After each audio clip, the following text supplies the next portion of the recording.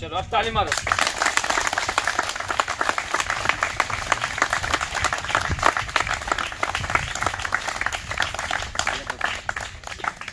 ताली मारते रहो जाते मारो आपके भी। भारत माता की जय।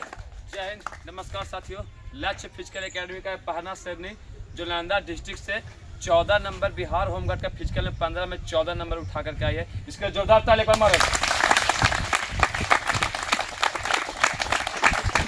तो मेरा शेरनी का बैच चल रहा है, अभी भी किसी का फिजिकल बाकी है, अभी भी 10 से 12-15 दिन बाकी है। तो आइए आप भी तैयारी करिए और होमगार्ड का भर्ती में एक बार अपना नाम करिए। जय हिंद, वंदे मातरम, भारत माता की जय। का जोरदार ताली मारते हो भाई।